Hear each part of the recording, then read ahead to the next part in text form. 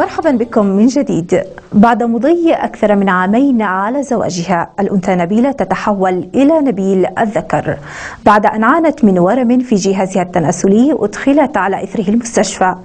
قرر لها عملية جراحية كانت نتائجها غير متوقعة، وهو أن تنقلب حياتها رأسا على عقب لتنتقل من عالم النساء إلى عالم الرجال في حالة غريبة ونادرة. تحولت فيها نبيلة الأنثى إلى نبيل الذكر بعد زواج دام أكثر من عامين. للمزيد من التوضيح نتابع هذا التقرير. بعد زواج استمر 3 أعوام رافقتها الآلام المرضية، ذهب أحمد لمعالجة زوجته نبيلة من مرض لم يعرف.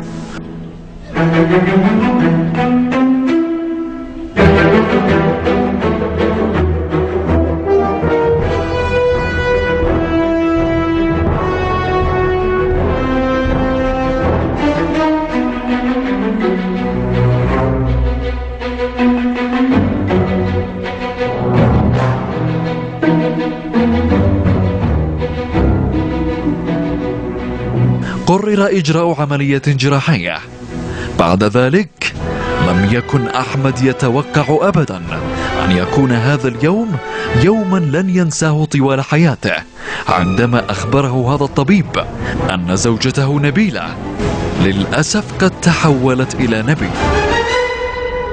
قالوا مثلا هذاك يعني جهادات ما فيش طلع أي خبر يعني على المرض، ما قالوا فتق ضروري نعمل عملية.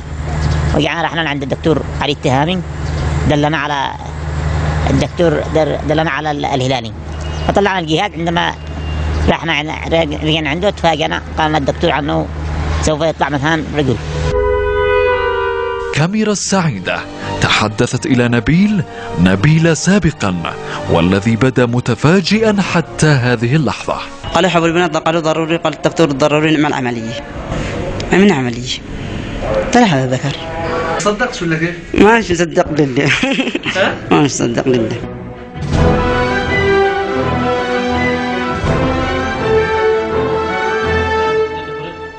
الفريق الطبي المعالج وصف الحالة بالنادرة، مؤكدا أن نبيل قد انتقل علميا من جنس النساء إلى جنس الرجال. فيا سبحان الله. فعلنا له جهاز للجهاز التناسلي الأنثوي طبعا، ورجع الجهاز انه لا يوجد اي رحم ولا مبايض. في الاخير اضطريت ان اكلم زوجها، انه الامور يعني ممكن نصلح على العمليه ويطلع ذكر. ها هو نبيل يودع ايامه الماضيه، يشد من رباط راسه خالعا احذيته النسائيه، يتأهب لدخول عالم الرجال. تباركه دعوات الزوج القديم أحمد.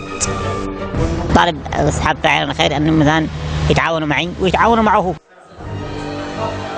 قصة أذهلت الجميع، لكنها شاهدة على قدرة حكيم عليم له في خلقه شؤون.